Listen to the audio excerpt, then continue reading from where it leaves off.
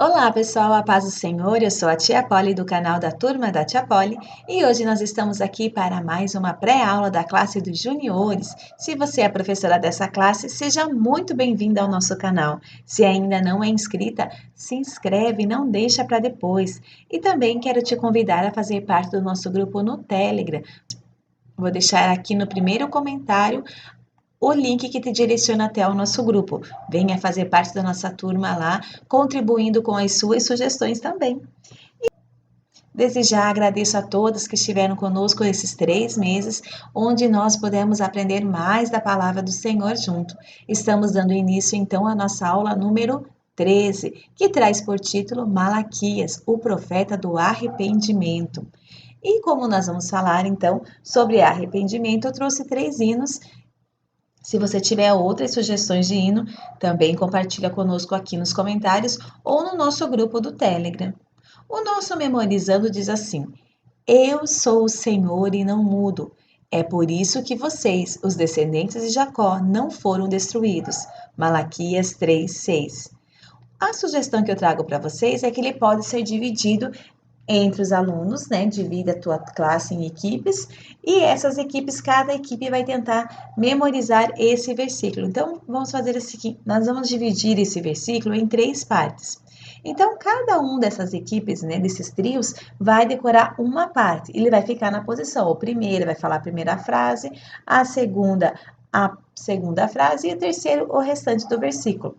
E aí, a professora vai dizer, agora vocês vão trocar de lugares. Aí, cada um vai ter que memorizar a outra parte do versículo. E na terceira vez também.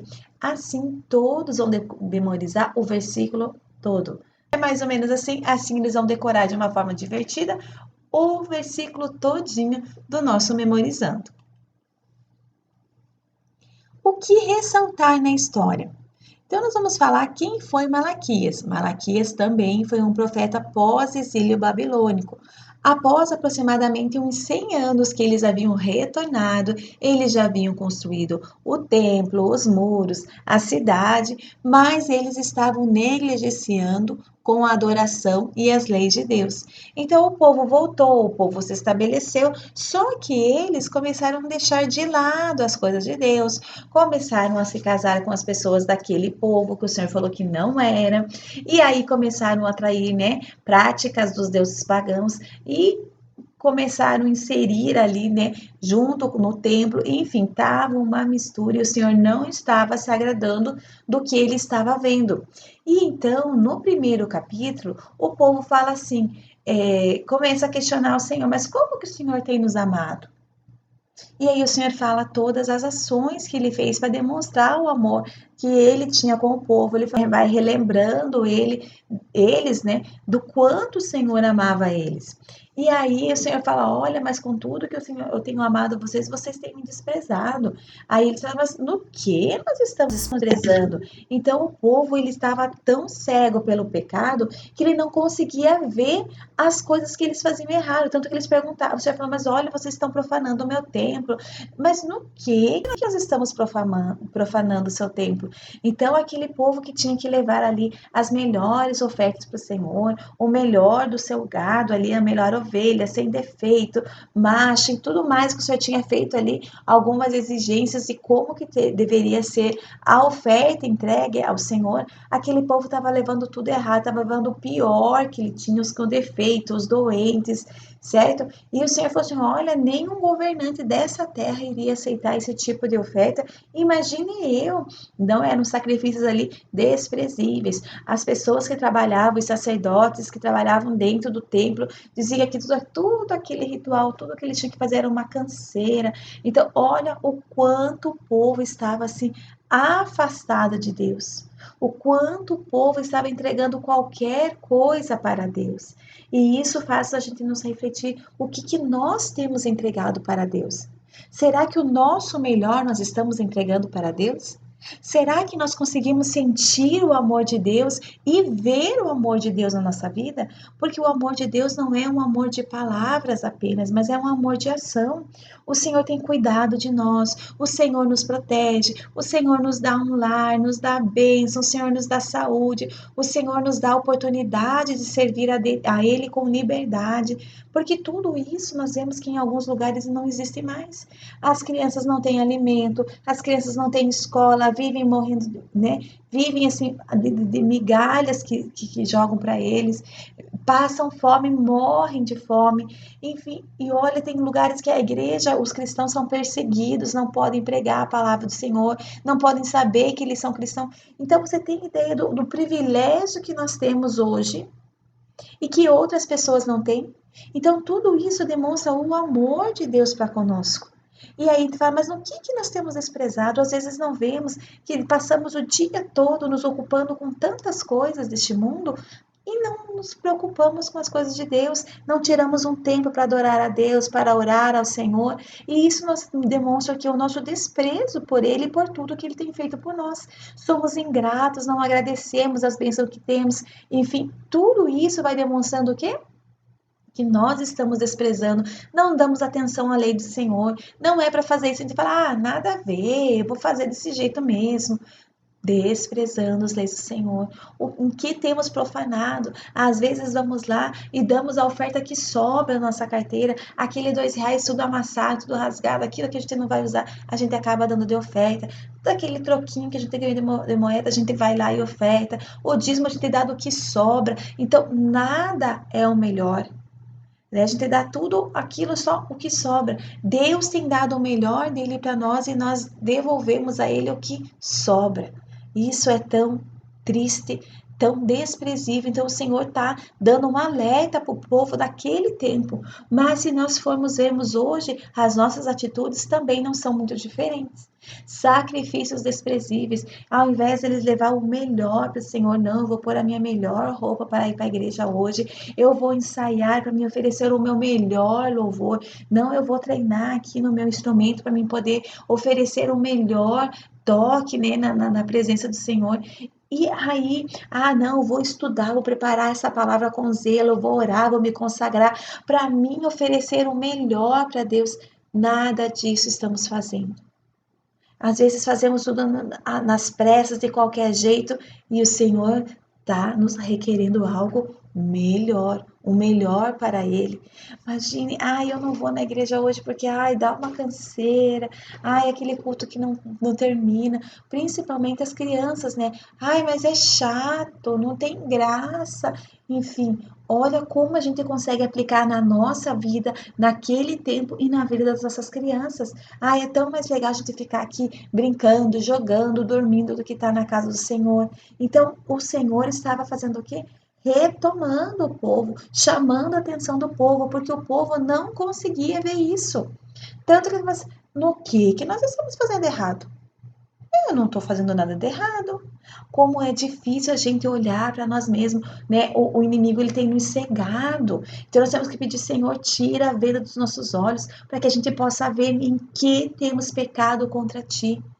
Porque aquele povo, ele estava vivendo naquela cidade numa miséria, numa vida assim lastimável. O Senhor tinha dado tantas promessas para eles que traria abundância para eles, e eles não viviam as promessas. Por quê? Porque estavam fazendo tudo errado, tudo mal feito. Se nós não cumprimos a nossa parte com Deus, Deus, ele também não tem o porquê cumprir a parte dele conosco.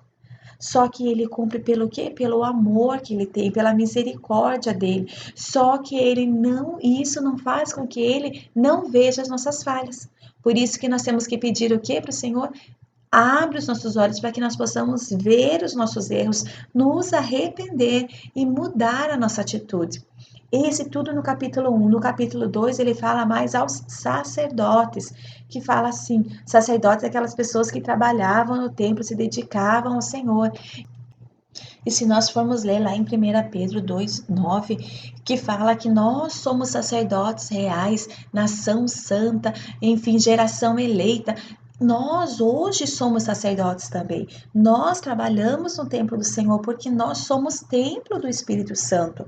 Então, nós temos que também prestar atenção nas orientações que o Senhor vai nos trazendo a seguir, que fala assim, ó, glorificar ao Senhor com o seu coração, as bênçãos seriam transformadas em maldições, ou seja, aqueles sacerdotes que estavam ali para abençoar o povo, eles estavam com a vida toda desregada, o povo trazia aquelas ofertas toda errada, toda defeituosa, e eles assim mesmo estavam consagrando aquilo ao Senhor, ao invés de falar assim, olha, isso o Senhor não aprova, isso está errado, o Senhor quer o melhor, mas não, eles estavam sendo condizentes com aquilo. Então, toda a bênção que eles deveriam proferir seria transformado em maldições. Então, olha o tamanho da nossa responsabilidade como sacerdote. Temos que apresentar o melhor de Deus para que as bênçãos que nós manifestamos tanto na nossa vida, na nossa família, na nossa igreja, sejam realmente bênçãos.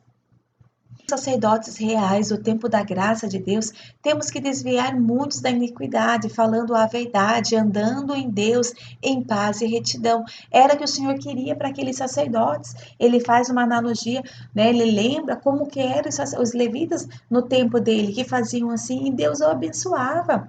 Então nós temos que aprender com eles, da primeira fé, daquele primeiro amor, porque o que é a função de um sacerdote? Né? Era tirar a pessoa que estava naquele pecado e fazer com que eles andassem na luz. Era, né? Eles entregavam ali a mensagem de Deus para aquele povo, eles levavam a oração daquele povo, a súplica daquele povo a Deus. Então, os sacerdotes eles eram usados por Deus para tirar, para mudar a vida daquele povo. E às vezes nós não estamos fazendo isso. Nós estamos nos calando, vendo as coisas saírem erradas, vendo as pessoas terem atitude erradas, estamos nos calando. Mas nós, hoje, que estamos na frente do trabalho e temos a missão de ensinar, vamos ensinar a palavra de Deus, vamos andar em paz com Deus, em retidão, porque o Senhor cobra de nós. Se nós formos condizentes com coisas erradas, o Senhor vai cobrar de nós e nós não vamos ter paz com Ele. Então, que nós possamos tomar essa atitude de ensinar a verdade e tirar as pessoas que estão vivendo nessa iniquidade, no erro, que não estão enxergando o erro deles e levar a palavra do Senhor como o Senhor quer.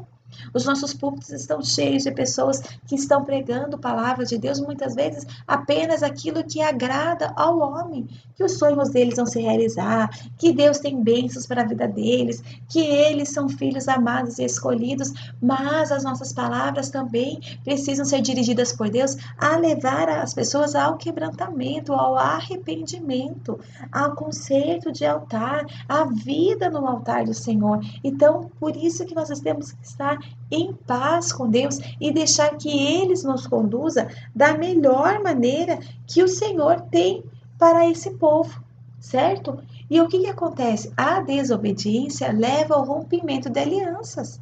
Se você não cumpre o seu acordo, num acordo formado, né? Você tem num acordo formado, você tem as suas responsabilidades e a pessoa com quem você firmou o acordo ou a empresa tem a dela. Se uma das partes não cumprir, esse acordo é rompido. Então, que a nossa aliança com Deus não seja rompida por um descumprimento da nossa parte. Sem o povo reconhecer o seu pecado, o Senhor já estava cansado das palavras deles. Eles chegavam na presença do Senhor, oravam, faziam votos e pediam e choravam no altar do Senhor, mas o Senhor já estava cansado, porque não havia o reconhecimento do pecado. Tanto é que eles viviam constantemente fazendo aquelas indagações ao Senhor. Mas no que temos falhado, no que temos errado, no que temos roubado, a gente vai ver mais para frente. Por quê? Porque eles não viam o pecado deles. Então, que nós possamos chegar na presença do Senhor e pedir, Senhor, nos mostra, nos revela os pecados ocultos, aqueles que nós não lembramos, mas que dos olhos do Senhor nada se esconde, nada está oculto, e que Ele nos revele para que nós possamos nos arrepender e voltar os nossos caminhos ao Senhor. Eu sempre dou esse exemplo. Quando eu vejo alguma dificuldade aqui com as minhas filhas, né, no meu trabalho, no meu lar, com o meu esposo, na minha igreja, eu falo, Senhor, Por que eu estou passando por isso? Aonde eu estou falhando, Senhor, que está me vindo isso? Aonde está a legalidade que está deixando isso vir até a minha vida? E aí o Senhor nos mostra, olha, você fez isso, aquilo, e eu tenho oportunidade de me arrepender e chorar e pedir perdão aos pés do Senhor, para que o Senhor possa, então, estender o seu cetro de misericórdia comigo e a gente possa reparar o nosso altar do Senhor, para que as bênçãos do Senhor possam descer. Foi o que Elias fez no altar. Primeiro ele reparou o altar do Senhor e aí sim desceu fogo do céu, certo? E o terceiro capítulo ele fala das promessas do Senhor. Então o Senhor purificará com fogo para que possa oferecer uma oferta justa. Então, olha o Senhor falando que se aquele povo se arrepender, se aquele povo, né, ver o que está falando errado, o Senhor vai purificar. Assim como o ourives purificava o ouro e a prata com fogo para se transformar numa joia, é isso que o Senhor tem para fazer conosco também. O Senhor, ele não muda, ele é o mesmo Deus e graças a Deus que ele não muda, senão nós já estaríamos consumidos aqui de tanto pecado. Então ele não muda, ele é fiel, ele é justo, ele é misericordioso, ele é amor. Essa é a essência do nosso Deus. Então ele não pode mudar, mas ele dá-nos chance diariamente de nós mudarmos para nos chegarmos a ele. E olha que ele fala: retorne a mim, e eu retornarei a vós. Olha que bonito. E aí eles perguntam: mas em que temos que retornar ao Senhor? Olha só como aquele povo estava cego. Às vezes a gente chega, mas o que eu tenho feito de errado? Pois eu vou na igreja, eu dou dízimo, mas que mais que eu tenho que fazer? Temos tão mais a fazer. E só o Espírito Santo de Deus pode nos revelar. A Bíblia fala que nós nem sabemos orar como convém. É o Espírito Santo que nos usa. Então é isso que nós vamos ter que ensinar às nossas crianças. Eles têm roubado do Senhor, e eles, mas no que estamos roubando? Nos dízimos, na oferta. Aquele povo não estava mais ofertando como devia. Então, quanta fragilidade nós estamos deixando. O Senhor quer as primícias, nosso primeiro. Quando sai o nosso pagamento, já a primeira coisa que nós vamos fazer com alegria, com amor, é devolver aquilo que o Senhor nos deu. Senhor, se eu estou recebendo, é porque o Senhor nos deu, então é com alegria que eu entrego. Eu já vou separar a minha oferta com alegria, a minha oferta voluntária que eu quero dar para as missões, a minha oferta para a construção, a minha oferta, né, para as crianças, para os jovens. Separem que o Senhor vai recompensar a sua vida. Ele não deixou faltar nada e não vai deixar. Então, é isso que o Senhor quer. E não vamos entregar aquilo esperando receber do Senhor. Nós vamos entregar do que nós já recebemos do Senhor. Olha que lindo quando muda a nossa visão. E mesmo assim o Senhor fala: ó, fazei prova de mim. Só que as pessoas só estão entregando para poder fazer prova do Senhor. E não é isso. Nós não temos que pedir perdão do nosso pecado de medo da consequência desse pecado. Não, nós temos que pedir perdão porque a gente entende que o que nós fizemos desagradou a Deus. O que nós fizemos deixou o Senhor entristecido conosco, afastou o Espírito Santo de nós. Por isso que quando Davi ia e orava e se arrependia no Senhor, ele pecava, mas ele se arrependia. Ele dizia: Senhor, mas não afaste de mim o teu Espírito. Que essa seja a nossa oração. Senhor, eu pequei, mas eu te peço perdão porque eu entristeci a ti, um Deus tão amoroso. E eu te peço, me perdoe para que eu não venha ficar longe de ti. Esse é o nosso desejo e não por medo de irmos para o inferno. Eu quero ir para o céu para poder ficar perto de ti e não porque eu tenho medo de ser a eternidade inteira atormentada pelo inimigo. Olha como nós temos que inverter o nosso pensamento. Nós temos que querer estar perto de Cristo. Amém? Em que temos falado tanto contra ti? Aquele povo falava de Deus, que os que faziam mal eram mais bem-aventurados que eles, tinham mais, né, alegria que eles, e eles não. Então, olha só quanta blasfêmia eles falavam contra o Senhor. Inútil é servir ao Senhor. Qual é a recompensa por guardar as suas leis? De que adianta andar de luto diante de ti? Eles diziam: os orgulhosos são felizes, os que fazem maldade são reconhecidos. Ele olhava aquele pessoal do mundo e achava que aquele pessoal era bem-aventurado e eles não. Eu estou vendo o que eles estão fazendo e o Senhor iria vir com justiça sobre ele. Só que o pessoal fica sempre incomodado com o que o outro está fazendo. Ah, eu vou fazer porque o fulano também fez e não aconteceu nada para ele. Ah, eu vou fazer porque a fulana faz. Mas não é isso. O Senhor deixou a mesma lei. A justiça virá para eles, assim como a justiça virá para você também. O Senhor, Deus, faz a justiça para os bons e para os ímpios. O Senhor fará a sua justiça. Não queira você tomar a justiça para si. Deixe que o Senhor trabalhe na vida dele. E peça misericórdia, o Senhor, abre os olhos para que ele veja que ele também está fazendo errado. Para que ele possa se converter e se arrepender a ti como eu fiz. E olha o que o Senhor fala para essas pessoas orgulhosas, para essas pessoas, né, que não temem o Senhor. Quem teme o Senhor será poupado como um pai poupa um filho.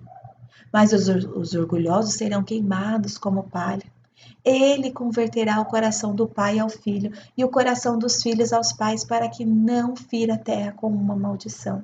Então, olha todos os planos que Deus tem para nós. E mais uma vez a gente vê ali o princípio da honra que o Senhor fala, né? Olha, o Senhor converterá o coração dos pais. Quantos pais, né, estão abandonando, rejeitando seus filhos? Quantos filhos abandonam e rejeitam seus pais?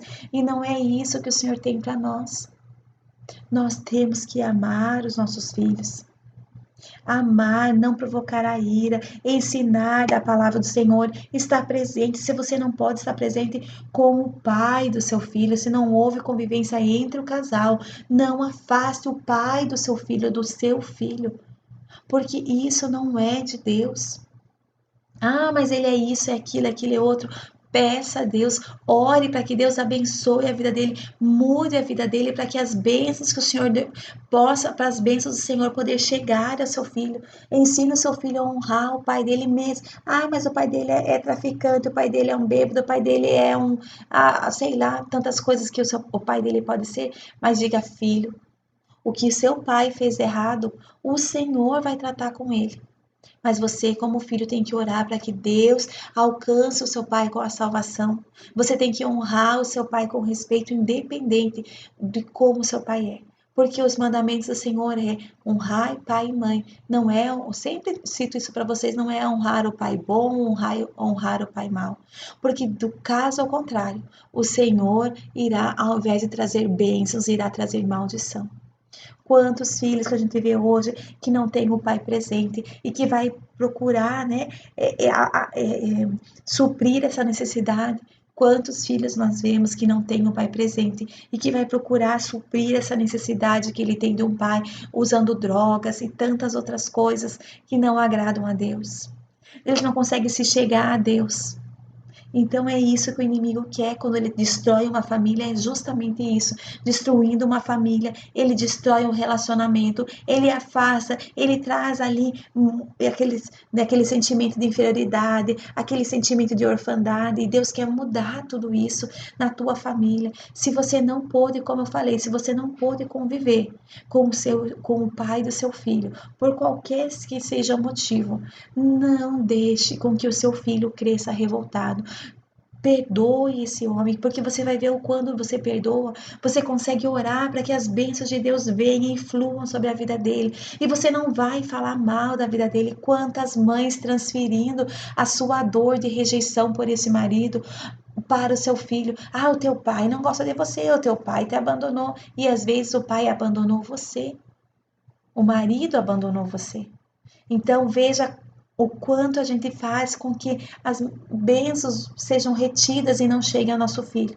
Ensine o seu filho, ensine a sua filha a honrar o pai e a mãe que o Senhor tem dado. Se você é a mãe adotiva, da mesma forma, ensina que o Senhor possa fazer. Ore para que o Senhor faça o que ele precisa fazer, que é converter o coração dos pais ao filho e o coração dos filhos aos pais, para que flua bênção na vida da sua família, para que flua bênção na vida do seu filho. Amém? E para finalizar, então, nós temos aqui uma sugestão de brincadeira. Como eu falei para vocês, é uma brincadeira séria, né? Aquele povo ele não conseguia mais enxergar o pecado deles, o erro deles, e aí eles ficavam questionando a Deus. Então, a minha sugestão é que você lance a pergunta para eles assim: olha, aquele povo dizia assim: como podemos saber que tu nos ama? E eles vão ter que procurar ali no livro de Malaquias a resposta para essa pergunta. Para vocês, eu coloquei ali para facilitar onde está a pergunta e aonde está a resposta. Quem acha a resposta, levanta e lê em voz alta, certo? E aí o Senhor assim vai com todas as perguntas. Lança a pergunta e eles procuram a resposta, certo? É essas minhas sugestões para a aula de hoje. Se você gostou dessa aula, já deixa seu like. Se você achou essa aula importante e conhece alguém que precisa ouvir, compartilha. E se você aprendeu algo novo da parte do Senhor, não deixe de ensinar também a quem precisa ouvir. Somos nós os sacerdotes nesse tempo. Amém? Que Deus abençoe você, deixa seu like, deixa seu comentário e até a próxima aula. Tchau, tchau!